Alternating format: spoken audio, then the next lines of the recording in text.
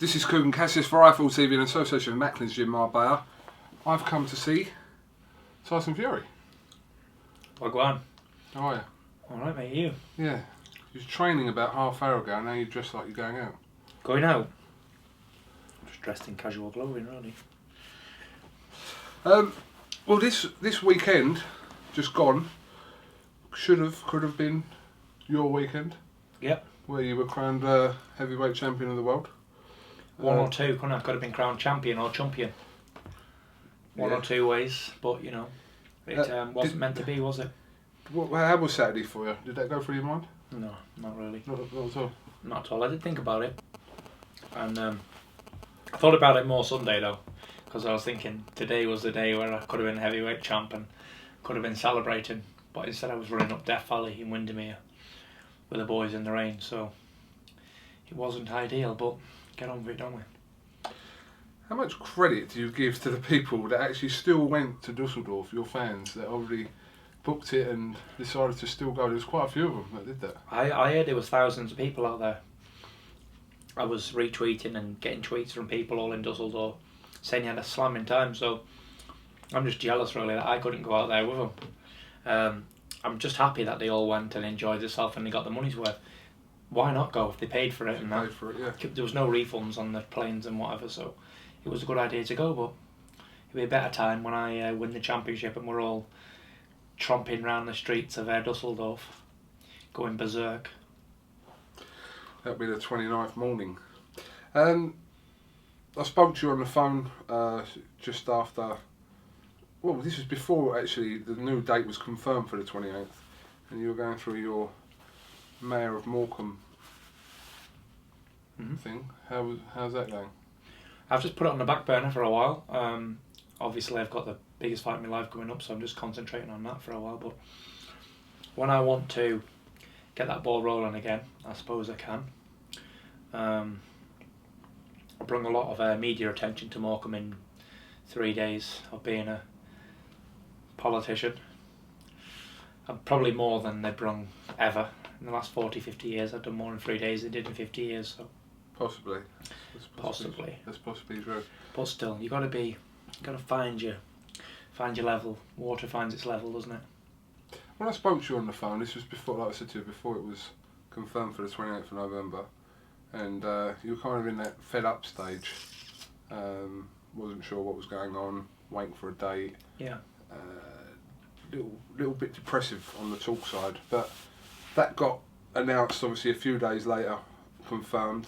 As you sit here today now, are you still a bit pessimistic, or are you fully optimistic? Fully good, optimistic, positive, feeling good, taking day by day, hour by hour. Just enjoying Monday really, enjoying my training, enjoying my routine schedule. I love being in training camps. I thrive off it really. I suppose I enjoy being in the environment around other fighters, just being zoned, knowing what I've got to do and know how I've got to do it. Focused on the ball really. It seems like a completely different person from the last time I interviewed you at your gym, which was a week before the press conference, and you seemed in a really sort of depressive mood at that point, and obviously I was with you today and you looked like you was enjoying your bit of strength and conditioning. And I'm enjoying the training. I'm enjoying the moment I have in 5 minutes of fame, I suppose. Can all be over, can't it? Very shortly, so I better soak it all up. Do you think that this month delay, just over a month delay, will end up being to your advantage? Yeah, because what Klitschko didn't know was I was really ill with a cold, with a flu, and I probably would have still fought anyway. And I probably wouldn't have recovered from the virus within 2 or 3 weeks. So, done me a favour. Big favour actually. Really? It was all bravado, pretending I was 1000% and I wasn't. But now, no cold, no injuries, perfect. So they've done me a favour really. It was a blessing in disguise that they cancelled on me and rescheduled. I was just hoping it wasn't going to be in February, March or any time next year, because I would have went AWOL. But considering I got a date before Christmas, I'm happy. Happy days. Again, when I spoke to you on the phone, you mentioned about you believe that the press conference how you were in the press conference had a lot to do with the pull-out. Is Yep. that what you still think? Are you still Yeah. thinking that cynically? Or? I think it had a lot to do with it. Not. I think it had a lot to do with it. Psychologically, broke him down. He wasn't expecting that. Everyone usually respects him. Didn't show him any respect at all. At the end of the day, why should I? He ain't in relation to me, he ain't my friend, is he? Why should I respect him just because he's a boxer? Because he's a champion or something? To me, he's just another bare bum in the shower. That's what he is. Before most of these fights, I remember speaking to you in between the first David Haye pull-out, in that little period in between outside the York Hall. Yeah. And you were kind of, you still didn't think that fight was going to happen. You said it before. You said it in that the gloves are off thing with Johnny Nelson. You said it to me as well. But is any part of you thinking until we're in the ring, you're not going to? Not anymore. I knew there was a pull-out coming from Klitschko. There won't be two, I don't think. I think they'll turn up and fight. He knows it's over for him, really. I think he believes that he's going to be in a hell of a fight here. The only way he can beat me is catch me early. You know the saying, catch him cold. That's his way of beating me. First round. First minute of the first round is where he has a chance of beating me. Failing that, he's lost. So I think, anyway. And I've asked you before, it doesn't matter to you that, I suppose if you ask one in every however many people, they'd back Klitschko over you? Doesn't matter to me at all. I've got a job to do. I'm being paid well to do it. So, I've done my training, I've done my sparring, I've sparred hundreds of rounds. Just got to go over there and put it all into action. I'm not frightened of him. I don't value him. I'm not going over there with respect for Klitschko and all that. I'll be in a shell for the first 10 rounds. Try for the last 10 seconds. To me, he's just another normal man. Pair of boxing gloves on. And he's keeping me back from mega money. Life-changing money. The money that I'm getting for the fight, it's not life-changing money really. But beat him, my life changes. So am I going to let a fella take from me what I could change my family's life with on a bigger scale? More than just boxing, it's livelihood, it's changing lives, and he doesn't want it like I want it. He's already got tons of money, he's already done everything there is to do in the sport. I'm beginning on my quest.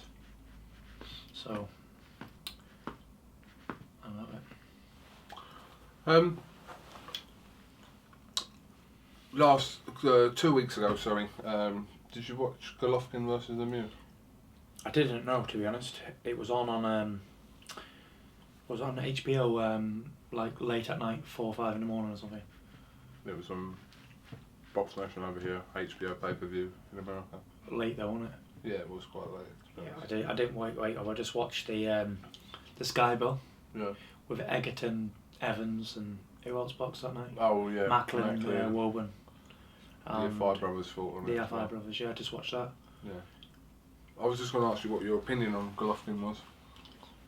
I think he's a good fighter, isn't he? Typical Russian, Kazakhstani, whatever he is. They're all that style of fighting, aren't they? They're all strong, they're all very experienced as amateurs and all that. And they're all like punchers for some reason as well. They're all animals, basically. They're all beasts, if you want to call them that. All of them, from Kovalov, Golovkin, what's the other Russian kid called? From all the weights, they're the same as well. There was a light heavyweight who won the title with 8 fights or something like that as well. And now he's like faded off a bit. Beterbiev. And there's Beterbiev as well, he's very good. Another like come forward Russian aggressive puncher. Then there was another light heavyweight from there as well, Bebut Shumanov. Yeah. There was that heavyweight, Magomov to Solomov. The heavyweight that Perez cabbaged. He was strong and forward, aggressive. They're all tough, they're all strong, and they all punch hard as well. They're all very determined. So, and they've all got good management as well. Is it a bit strong to call Golovkin pound for pound number one? You can call him what you want. You can call him the world's greatest ever. Doesn't really mean anything. I don't believe in pound for pound. It's a load of crap. What does pound for pound mean? Tell me. What does pound for pound mean if everybody was the same size? I just think across all weights who's considered at the moment. So, Ring Magazine have Roman Gonzalez, who's a flyweight, who's 44-0. Mm-hmm. Chocolatito, they call him. He's pound for pound on Ring Magazine's Number one. number one. But what does pound for pound mean? Tell me. Weight for weight, like. Yeah, like. If everyone was the same size. Yeah, I don't know exactly how that would work, but yeah, the idea is across all weights. Yeah, like if everybody was equal, who'd win in a fight? Yeah, I mean, I don't know how they actually work this out. Pound for pound, because like, how does someone who's a pound for pound who's 44-0 at flyweight compare to that of a heavyweight, for example? it's just like saying if a spoon was a lamppost, it could have a light on it. Yeah. It's madness. It's total ludicrous. I'm sure Pound for pound's a load of bollocks, and I'll tell you that right here, right now. Whoever's thought of being a pound for pound, if I was a sprinter, I could beat Usain Bolt. If I was a Concorde, I could fly fast. If me granny was me granddad, you know what I mean? She'd have a pair of bollocks. Yeah. If's the biggest word in the dictionary, isn't it? If Roman Gonzalez was an heavyweight, you're saying he could beat me. Or if I was a flyweight, could I beat him? If, again. Well, not flyweights, he ain't a heavyweight, so you can't say it. Who could win? Rocky Marciano or Mike Tyson? They're not in the same era, but they're the same weight. But we don't know, we can't say. Yeah, I'm sure there's probably another technical definition. No, it isn't. It's a load of complete bollocks. Pound for pound means weight, like pound, if everyone was the same weight. If everyone was the same size and weight, pound for pound, they think he would be better than everybody else. But that's if, again, isn't it? It's just like saying if I could fly, or if I could swim under the sea like a dolphin, I'd be able to shag a whale. You know, it just doesn't work, does it? Is that not just saying who is the best fighter in the world at the moment? And is that an impossible question to ask because... Well, I can tell you firsthand, Roman Gonzalez would eat him alive in 5 seconds. Flyweight, super flyweight. Golovkin wouldn't stand a chance. All of them men, they're no good to me. So, whoever made pound for pound up wants to come and fight me about it, come and fight me. Tell you what to do, stick Gonzalez on Golovkin's shoulders and then come and fight me and see if they can beat me still. Pound for pound, shite, don't mean nothing. The best man on the planet's the heavyweight champion. Whoever the heavyweight champion of the world is, the number one heavyweight in the world, that's the best fighter in the divisions. And at the moment it's Vladimir Klitschko. So when I beat him, I'm the man. Then you'd be calling yourself pound for pound. No, pound for pound's bollocks. I've said that 1,000 times. It's not pound for pound, it's whoever's the biggest. There's no pound for... Look, what would be the point in having weights then if everyone was like to fight each other? Yeah. Why don't we just have a free-for-all and see who the best man is? You know, they don't do that, do they? It's pound for pound, isn't it? Bollocks for bollocks. Because they ain't big. It's not my fault I'm 7 foot, is it? And it's not Gonzalez's fault he's 7 stone. So it's sort of shite. It's true. How can a 7 stone man beat an 18 stone man? Well, with an axe. There you go. Probably one of the worst heavyweights in the country, whoever that is, would be Roman Gonzalez, and he's like the pound for pound king. You know. According to Ring Magazine, yeah. Can you imagine like the small weights fighting the heavyweights? It's just not going to happen, is it? So No. whoever thought of it, tell me how you explain it, and if there's any ifs involved, bollocks. So it's fantasy baseball, isn't it? Fantasy boxing. Yeah. That's what it is. It's a fantasy. So don't believe it. The best fighter in boxing is that whoever's regarded as the number one heavyweight. Because the number one cruiserweight can't beat him. Light heavyweight, middleweight, super middleweight, any of them can't beat the heavyweight. So that's who the best man is. If anyone wants to weigh in with this discussion, then... Let us know. Send Hit me up on Twitter and I'll gladly oblige any idiot who thinks pound for pound, if something was something it's not, then it could be. If this silk tie wasn't a tie, it could probably be a scarf, but it's not. It's a tie. I think this blue silk tie, if it was a scarf, it'd probably be better than a scarf. Well, that's just my opinion. It's a fantasy. I spoke to Billy Joe Saunders earlier. I said to you about this this stuff that Katie Hopkins from the TV had said. I said to you what she had said, but you didn't take it that offensive.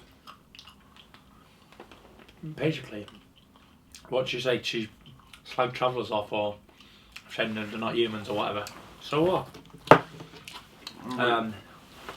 It is what it is, isn't it? She can say what she wants. She's a controversial character. And personally, I think she's fantastic. Gypsies are not travellers. Travellers are people that commute to work or go on holiday. Gypsies are feral humans. Yeah. We have no duty to them. This was sent, actually, not even recently. It was sent last year. Okay. It's only because Billy Joe made reference to it and he did take offence to it. Well, it doesn't offend me. Tell you what Katie Hopkins needs. She needs a good bending over and bamboozling.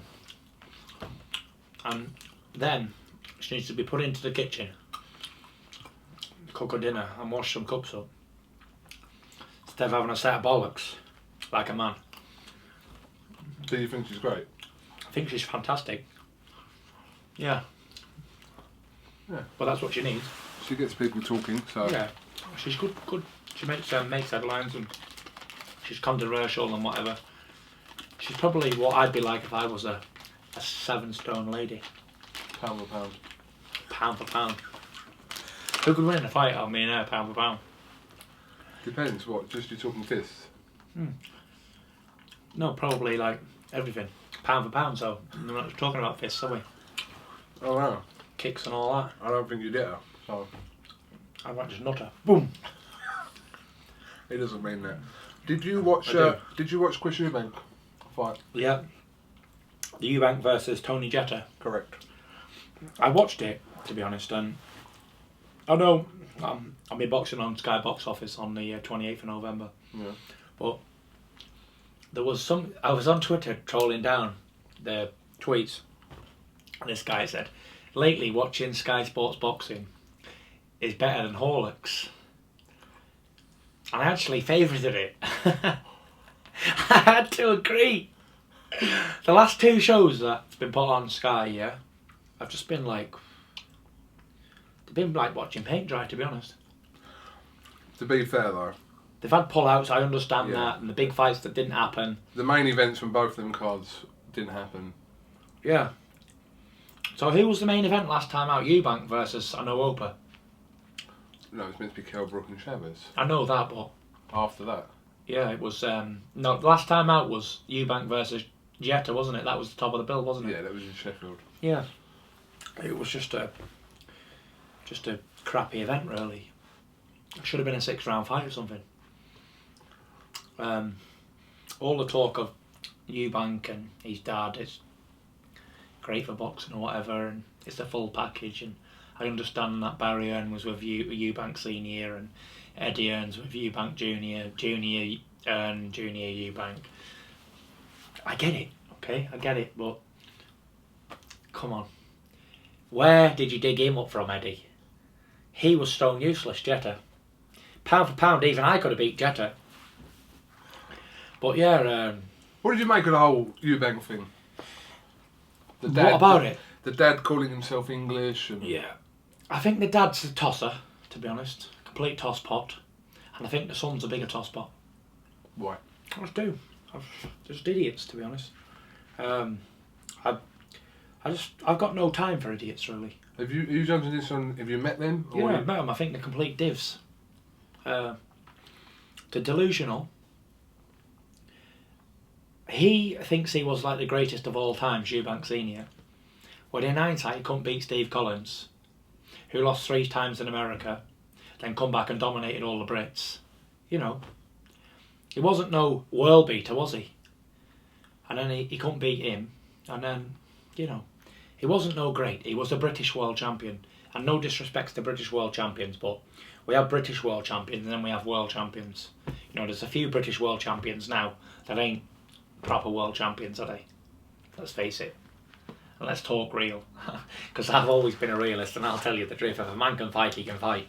But if he can't and he's a world champion, I call him a British world champion. So, there we have it. There's a few. It's like being the world champions in the divisions and not being the number one.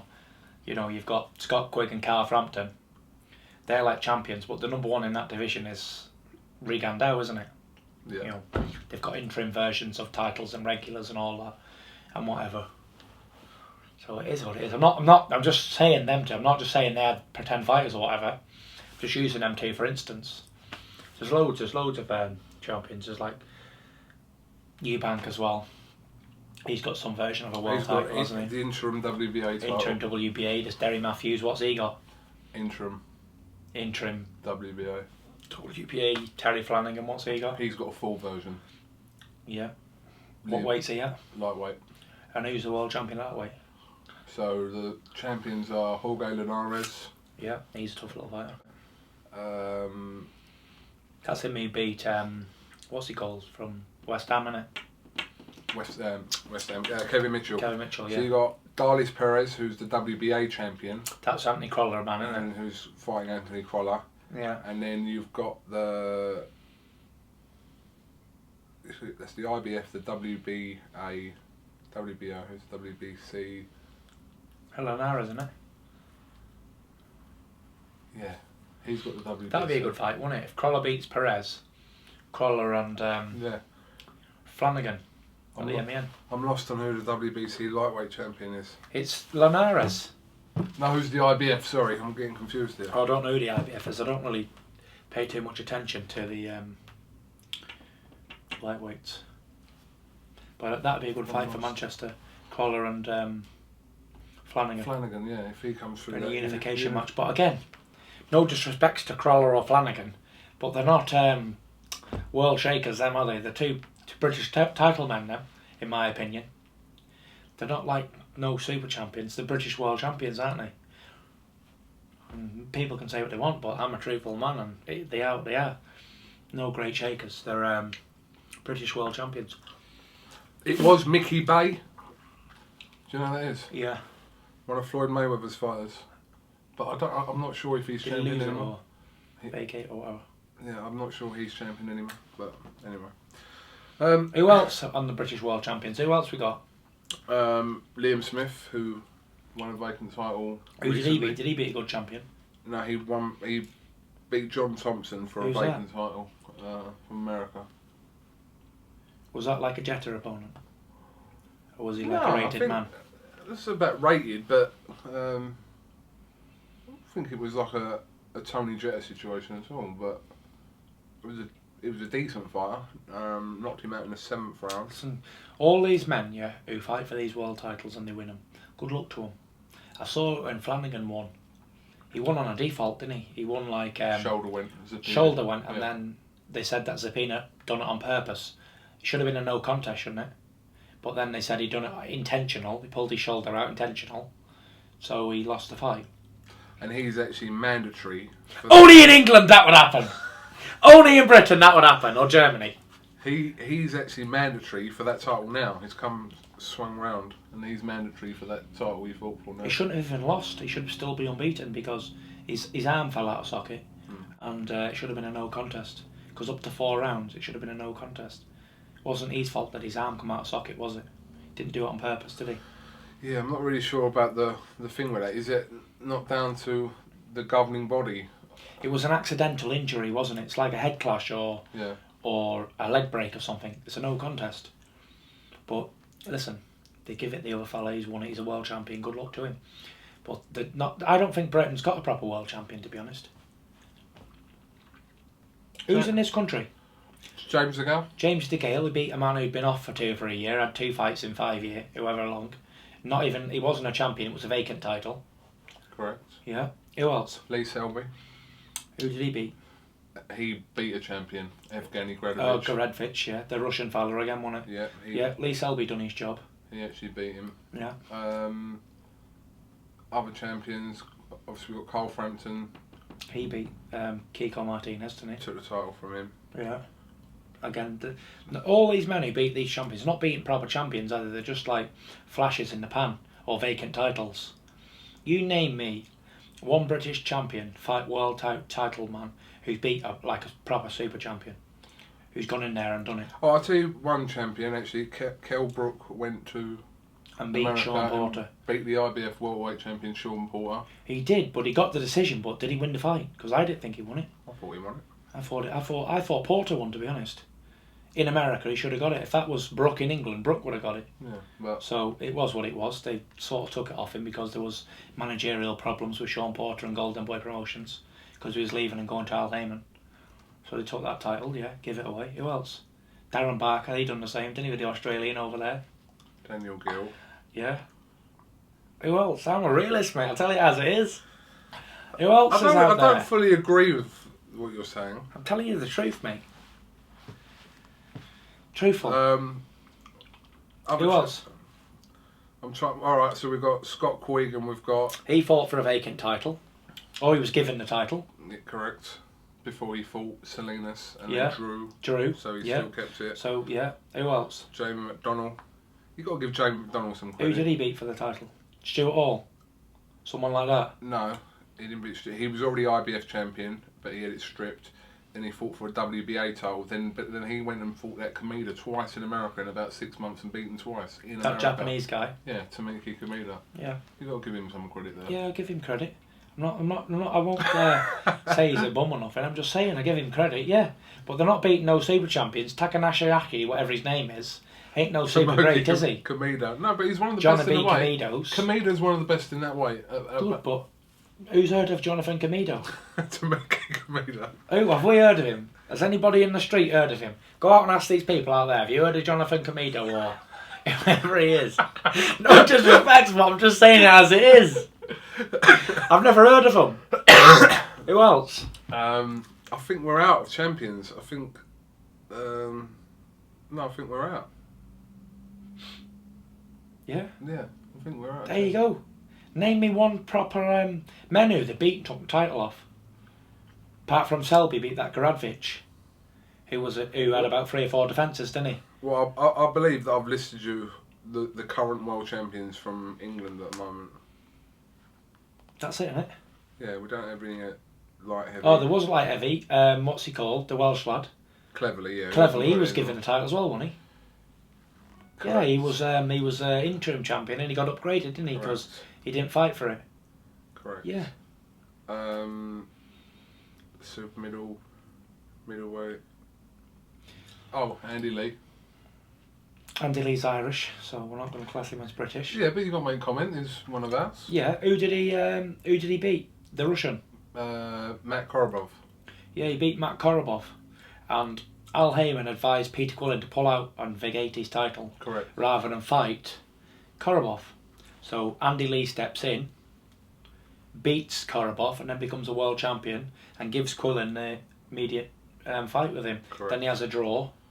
So Andy's done well. Let's not forget, he was knocked out by Brian Varey, and he was knocked out by Julio Cesar Chavez. Yeah. So to resurrect himself from 2 knockout defeats. One of them he was stopped on his feet, by the way, and he was firing back. But the other one he was gone. Yeah, he would have been knocked out any second. Stopped on his feet twice, I will say. But anyway, to resurrect from 2 knockout defeats and then come back and be a world champion, he's obviously had a mind click, hasn't he, or something? Because he can pull it out of the bag, can't he? He done it against Korobov, and he done it against Quillen. He was supposed to lose twice there, wasn't he? And he done it against John Jackson. John Jackson, he was losing that fight as well. He done it against Craig McEwen as well, years ago. Because he was losing that fight too, till he got the knockdown, knocked him out. It was a 50-50. So, he beat some decent fighters, hasn't he? Quillen's 30-2-0 or something like that. Yeah. And Korobov was the Russian who nobody wanted to fight. Yeah, he was unbeaten as well. Yeah. But it takes a travelling man to do that, doesn't it? You know. Momentary lapse. I'll change the battery. Yeah. So, alright, we're talking about not necessarily current world champions from Britain, but people who maybe have had the belt in the last few years. Yeah. So, what about Carl Froch? Carl Froch was a proper champion. He's one of this country's only proper world champions, in my opinion. He started off beating unbeaten fighters for the title, Jean Pascal, who went on and won the world title again at super middle and light heavyweight. Then he beat that other guy, Andre Dirrell, when he was unbeaten, when he was an active fighter, not when he had a brain hemorrhage or whatever and he had to have years out of boxing and come back. When he was active, when he was current. Although it was like that, when I watched it on TV, it could have went either way, but he got the nod. And then there was the Kessler fight, the first one, which was close, which he never got decision, but he never shamed himself. Then there was the Jermaine Taylor fight, which he was losing. He knocked him out in the 12th round after getting off the canvas. And at that time, Taylor wasn't finished. He was a decent world champion. Then who was there? Abraham. The unbeaten Arthur Abraham, who was walking for everybody. He's still a world champion today. Outboxed him easy. Then he had the rematch with Kessler and done him again. And then I think he fought Ward before that, didn't he? Ward, he was outclassed by Ward, I'll say that. It just wasn't a fight. Ward, it was a sparring match. Then Boutte, he smashed Boutte, he was supposed to win. Boutte was at the time rated number 1 in the division, even in front of Ward. Ripped Boutte right off when he was the man. And then he had the 2 George Groves fights, didn't he? Yeah, he had, I think after that he fought Youssef Mack. Youssef Mack, he cut him down like cheese. Youssef Mack wasn't world class.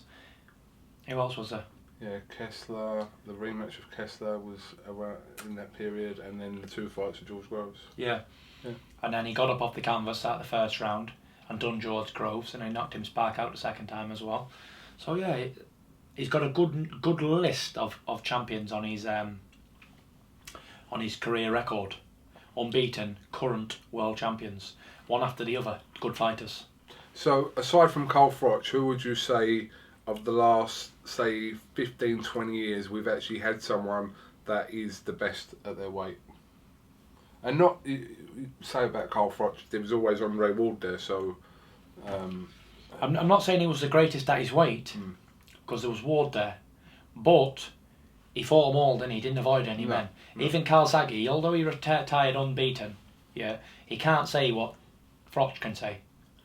Because Calzaghe never fought Jones, he never fought Tony, he never fought any of them men who was at his weight when they was active. He fought Jones when he was finished. He fought Hopkins when he was finished. When they're old. He fought decent men at the end, towards the end, Hopkins and Jones and all them men. But before that, he had like loads of British world title fights, didn't he? I call them British world title fights, maybe 20 of them or whatever, against like British people, beating them guys and whatever. Who would have won, Froch and Calzaghe? I don't know. Froch has got the toughness and the determination, and Calzaghe's got the work rate, hasn't he? So, you don't know. Would Froch have beaten Golovkin? No. No. Not right now? Yeah. Nah. Froch is too old, he's finished. Too old. How old is Froch? 38 or something? 37, 38? 37, I think he is. Yeah, it's too old for a super middleweight. And Froch's style is taking shots as well. He's not an elusive Andre Ward, is he? He's took punishment in his career, Froch, as well. Not lots of it, but he's took shots, you know what I mean? He's hittable, he's there to be hit. So he's got mileage on the clock. It'd be a slaughter if he fought Golovkin. That's just being true, but that's not disrespecting Carl Froch, because in my opinion he's one of the greatest champions this country's ever had. For the reasons being what I said before, he fought all the current crop of fighters. But he wouldn't beat Golovkin at his age. Years ago, maybe, been a good fight. But now, no. I tell you there'd been a good fight at middleweight. Arthur Abraham and Golovkin. Yeah. When Abraham was a bomber. Not now, Abraham's shot to bits, he can't pull the trigger anymore. He doesn't knock anybody out, does he? Fighting Martin Murray, isn't he, on the 21st? Again, Martin Murray and him. I think he'll beat Murray because of the German thing, and he's in Germany. Murray needs a knockout to win, and Murray's not a knockout puncher, and he's tough. So that's an uphill battle. Who else is there? Martin Murray's been unlucky, hasn't he, a few times? Yeah, in Argentina against Sergio Martinez. Yeah. Against Felix Sturm. Yeah. But he's had to go to foreign countries, hasn't he, to fight these men. If they was in England, he probably would have got the decision, wouldn't he? Yeah. So this is easy. How many title fights is this? Is his 4th title shot, is it? Or third? No, 4th. Yeah. 4th, Sturm, Martinez, Golovkin, Abraham at super middle. Yeah. So he's had 4 world title shots. He's had more lives than a cat, hasn't he? Same as Matthew Macklin. They've all have them, haven't they? Do you know the man I feel sorry for out of all of them? Jamie Moore. Because Jamie Moore was probably better than all of them, and he never got 1 world title fight. Proper messed about, mate. Jamie Moore probably would have beat Martin Murray, stopped him, and Jamie Moore did stop Matthew Macklin. Macklin's had 35 world title fights, and so was St Helens man, Martin Murray. But in my opinion, Jamie Moore was probably a better fighter than both of them, and never got a shot, because the face don't fit. You ain't getting your title shot, your opportunities. He got his shot too late when he was finished, Jamie Moore. He dragged it on too long, and then when he was shot at the end of his career, he finally got a break, a world title eliminator against Ryan Rhodes. And Ryan Rhodes was 20 years out of date when he fought him, and then when he fought Canelo. You know, these fellas were days gone by. They're yesteryears fighters, aren't they? The Spice Boy back in the 90s. Spice Boy, Ryan Rhodes. You know, Ryan Rhodes, and then he gets his world title shot when he was 40 or whatever. So he done well to come back and beat Jamie Moore, but Jamie Moore was gone after that. He was finished before that even. So yeah, there's a lot of middleweights, isn't there? From this country who's got title opportunities. Let me ask you, you would have seen the story about a week ago about Chris Eubank Jr. saying that he wanted to fight Golovkin, his dad saying that he would beat Golovkin now. Is there anything wrong with someone, a professional boxer, wanting or believing he can beat the best in the weight? Definitely not. Let Eubank be what he is or what he ain't, right? He's very confident. He wants to fight people on the cameras, but when it comes to it, they don't want to fight anybody because they'd pick better opponent than Tony Jetta, wouldn't they? Tony go-to-sleep Jetta, who was beaten 7 times and 2 draws before he even fought Eubank. You know, if he wants to beat men like Golovkin, why would he fight Tony Jetta? Don't forget, I'm close with Mick Hennessy, the promoter, his former promoter, and they were offered tons of fights and they turned them down every time. Nah. Just taking bums all the time. That's why he got beat by Billy Joe. Even Frank Warren will tell you the same. They offered him fights. No go. So they talk a good game, just like the rest of the fighters who they all want to fight everybody, yeah. But when it comes to it, they don't want to fight nobody. What do you make of the Spike O'Sullivan fight in December? I think it's a decent fight. Spike is he's a rough, tough Irishman, isn't he? He comes forward and he's a Steve Collins type, come forward puncher. Or whatever he is. I don't know if he's a puncher or not, is he? He's a bit of a puncher. He knocked out Anthony Fitzgerald, but he ain't really much, is he? Anthony Fitzgerald. He's not a great shake, is he? He's probably a journeyman, isn't he, Anthony Fitzgerald?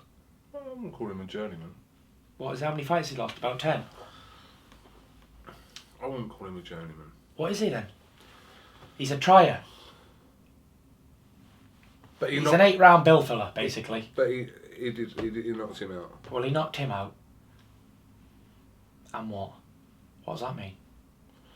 Just asking about if he's a puncher. Alright, he knocked out Anthony Fitzgerald. Right, but Fitzgerald ain't all that. No disrespect to Fitzy. He tries his heart out, but he's not a world-class fighter. He's an 8-round bill filler.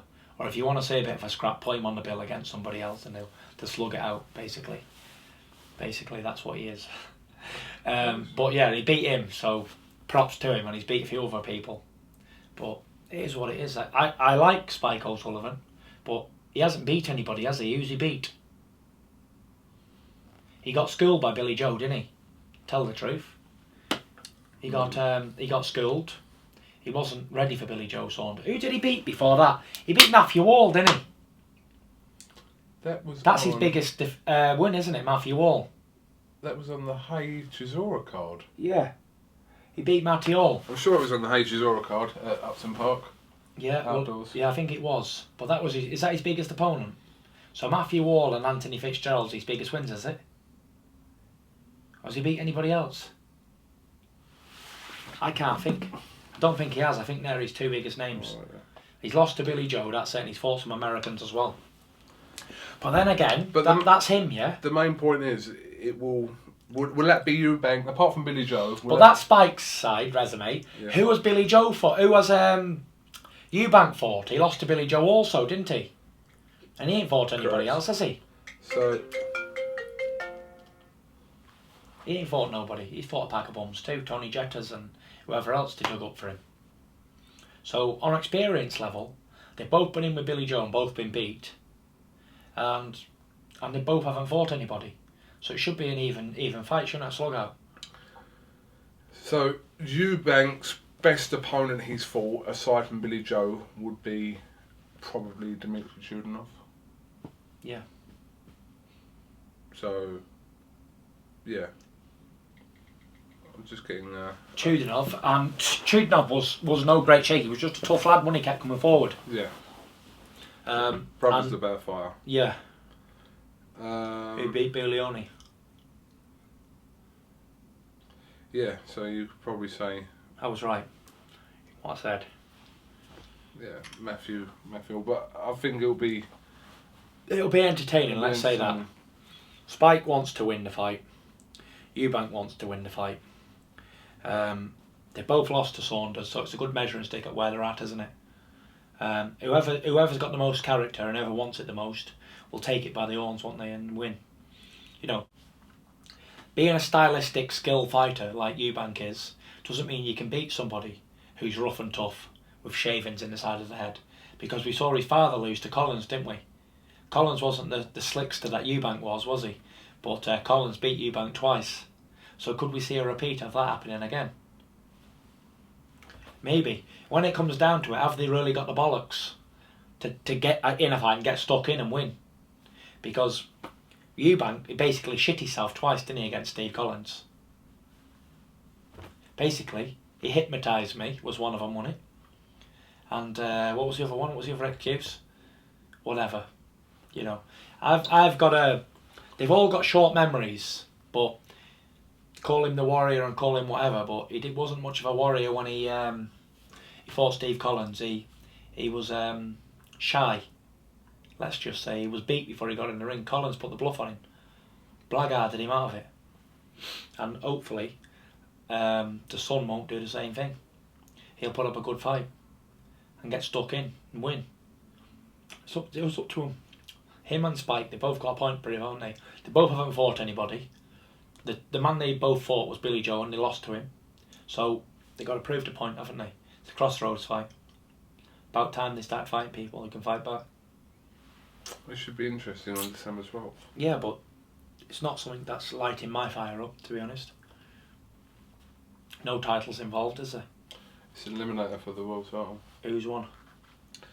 The winner of Jacobs and Quillen. Danny Jacobs and Peter Quillen. So that's Jacobs' title, but it is the regular version of the middleweight title. Golovkin owns the other one, doesn't he? Correct. Yeah. I remember there was a little Ukrainian fella come over and destroyed Danny Jacobs. He was called Dmitry Priog. Remember Pirog? Whatever happened to him? Don't know. Dmitry Pirog. He was good in, wasn't he? He was like a little tiny version of me. Pirog. Remember Pirog? I don't know what happened to him. I haven't heard his name mentioned, so I don't know. I think he had problems like brain problems or back problems or something. He's obviously failed his medical, hasn't he? Might have had a detached retina or something. That usually puts fighters out. But again, all these fighters coming through, they haven't beat anybody, haven't fought anybody. Even myself, who have I beat or fought? Derek Chisora and Steve Cunningham. Who's my best opponents who have fought and beat? Tell me. I think Derek Chisora, first time, he was unbeaten, British champion. I fought some journeymen and tomato cans along the way, and I fought Steve Cunningham, didn't I? Who was a former world champion, but wasn't no great shake, was he? He wasn't no world beater. Well, he was, because he was a 2-3 time cruiserweight champion or whatever he beat. He was the best cruiserweight around, but he wasn't heavyweight. Moved up to heavyweight, had a couple of fights or whatever. But yeah, you can't. I'll have to take that back, retract, because when I put the show on my foot, I haven't fought anybody with any good. So when you were slating, just about every boxer in the country, Yeah. and not Ireland, by the way, because you purposely didn't do that. Well, actually, you had a little pop at spite there. I didn't have a pop, I'm telling the truth. You're entitled to your opinion, but no, you're including yourself in that. Yeah, I'm including myself, you know. Who have I fought? Derek Chisora, who was a hype job twice. Name-wise, on paper, yeah, Chisora, Cunningham. Who else? Not that Romanian, Hammer. Email. Hammer, they was all But to be highly honest, ranked. you've not actually fought a lot in the last 3 years. Not my fault. No, but I'm saying you haven't, have you? No. Who have I fought, though? How many I'm calling everybody else and not fighting. how many fights have you had in 3 years? About 3. Chisora, Abel, Oh yeah, Hammer. Abel. He's the one that hit you in the bollocks, wasn't Yeah. I've had Cunningham, Chisora, Abel, Hammer. I've had 4 fights in 3 years. There's a state. he? And you're mandatory for the world title. It's terrible, isn't it? But again, who have I fought? The people you've just listed. I'm gonna start. Some bums. Whoever they was. I don't know who they was. It's led you to a world title shot. It has, but it is what it is. Sometimes it's not the fighter's fault that they can't get the fight. Because, in my case, we've offered to fight all of them. Thomas Adamex, Eddie Chambers before he became a team member. What was he called? Who Chisora beat the American before when he was unbeaten in 37 fights. Malik Scott. Malik Scott. Everyone in America we've offered the fight to. Who is there out there? Barring Klitschko, there's nobody is in the heavyweight division. He would have been good. I think you would have beaten him. Who? The one, Seth Mitchell. Remember him? He wasn't a fighter though, was he? Yeah, but he was billed as like this big. He was like a Larry Olubamiwa, wasn't he? But he was being billed at the time before he got beat. Yeah. He got knocked out by. Jonathan Banks knocked him out, and then Chris Arreola hanged him out. That would have been a good fight with you as well, Arreola. I'd have chopped them all to pieces, all them men. That's why they haven't fought me. Why don't you think they fought me?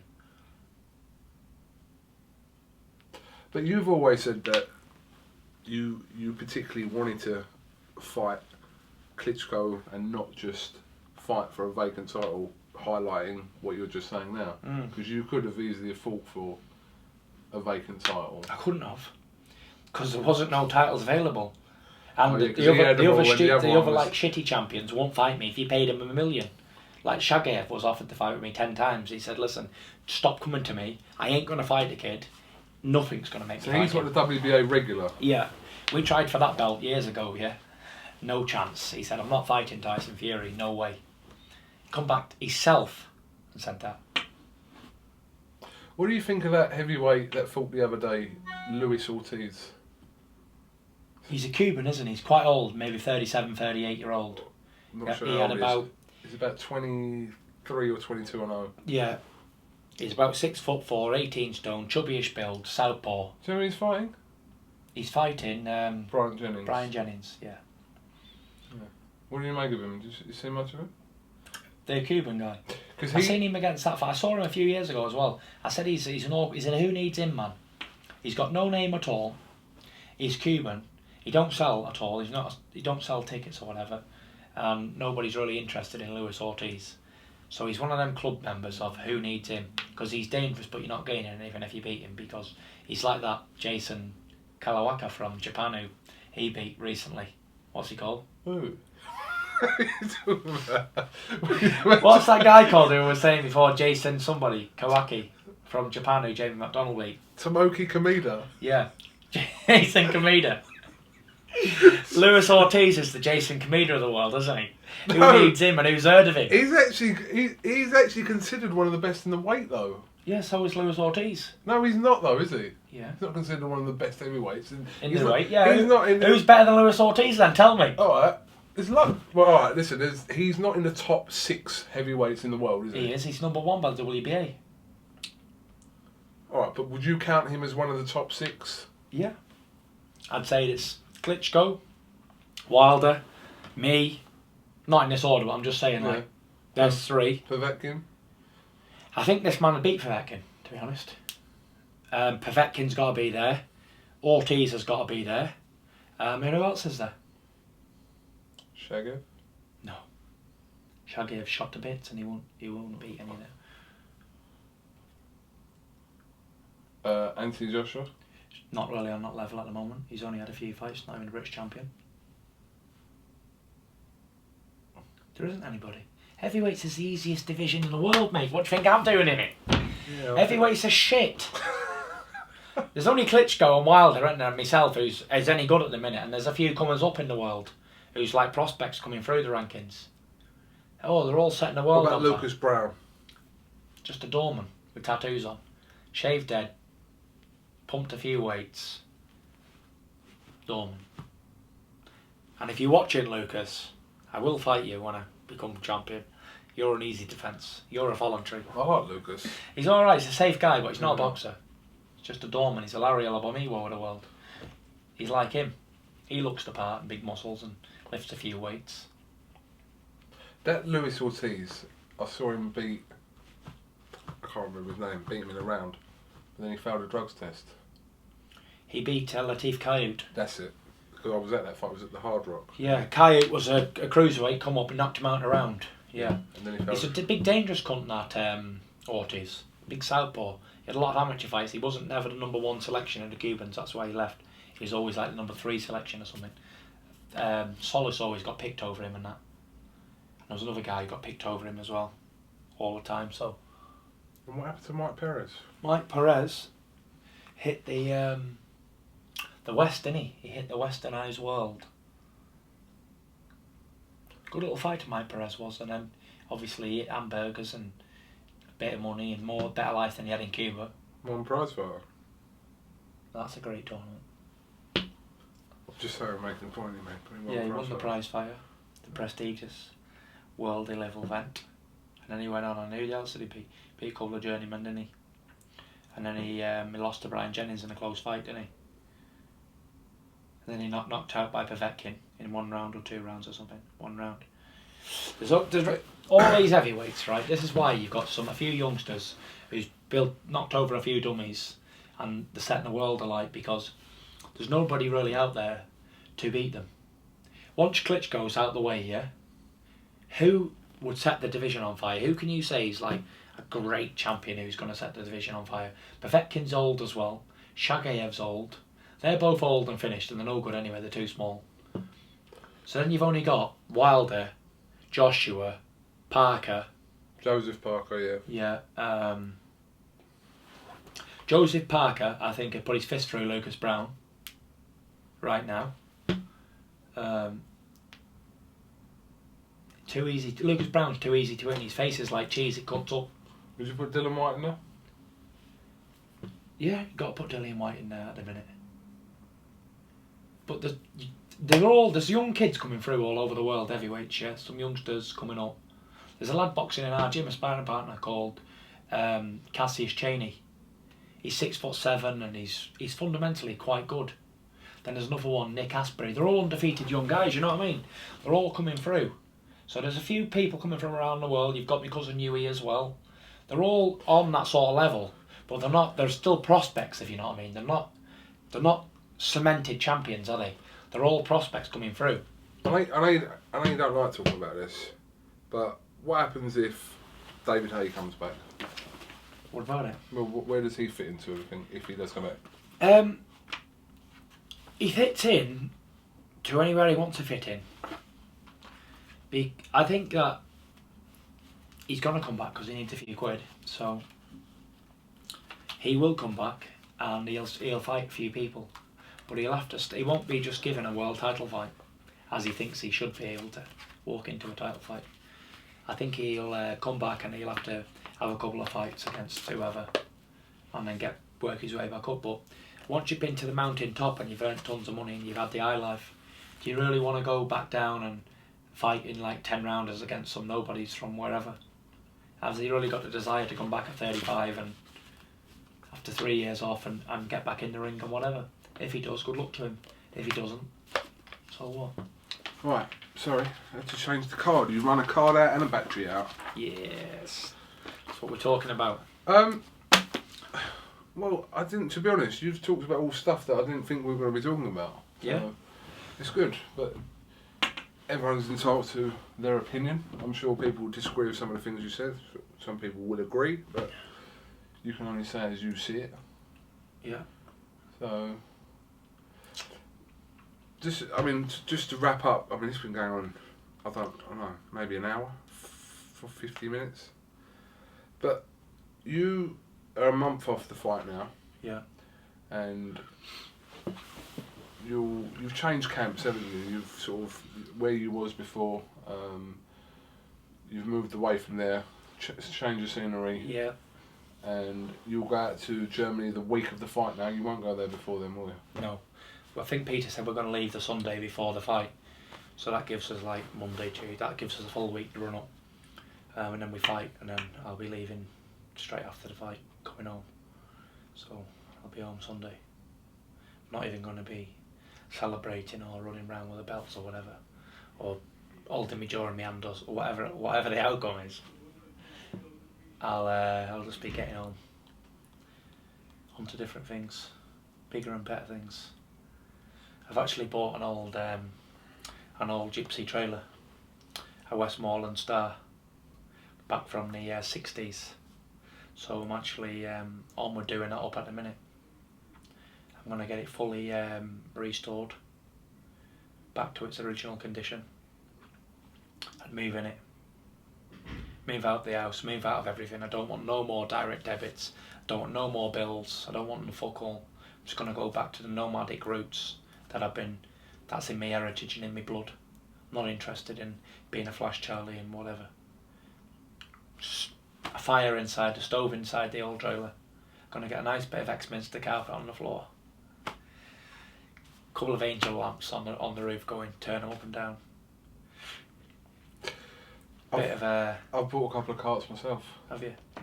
Bought a Bailey's trolley and a Cooney cart. Okay. Just doing them up in my shed at the moment. There you go then. So it's all a pastime, good pastime. But I'm being serious. I don't want to be anything that I'm not. I'm just going to go back to my roots, back to my gypsy heritage. I'm going to go back in the old Star, which back in them days, my family never had a Westmoreland Star.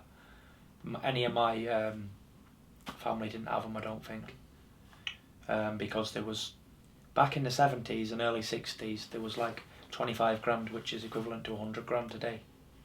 So it was only like the really rich travellers who had them, had these old Stars, and they stopped producing them in 1978 or something like that, and they were produced in Lancashire, Westmoreland's in Cumbria, and there was another two trailers called a Morecambe and a Vickers. They are produced in Morecambe, believe it or not, where I live now.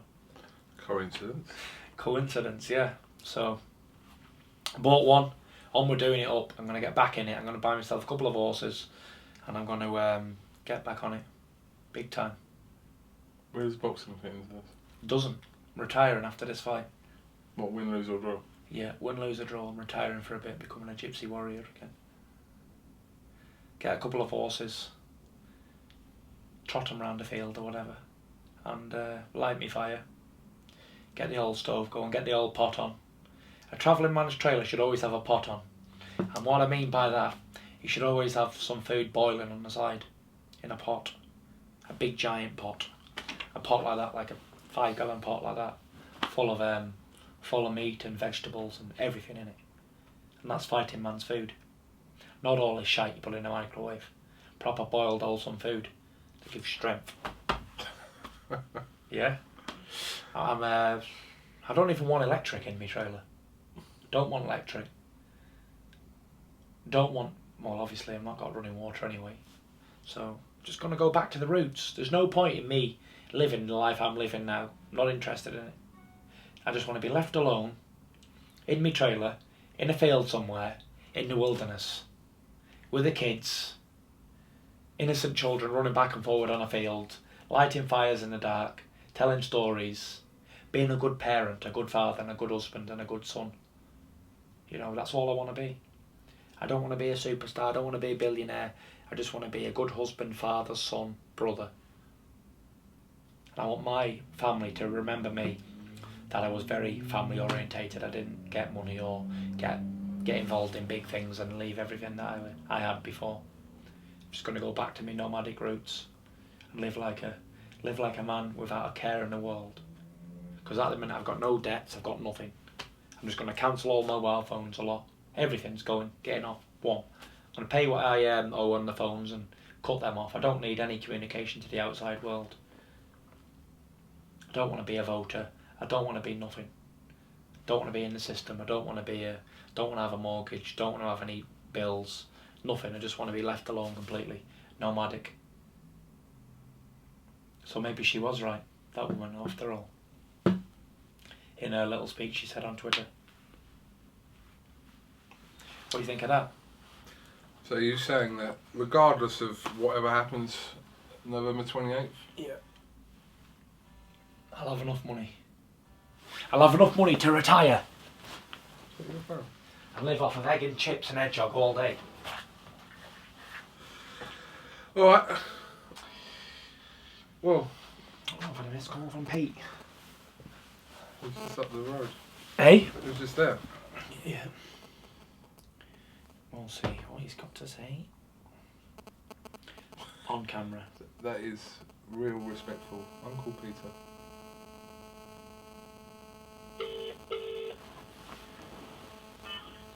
You coming down?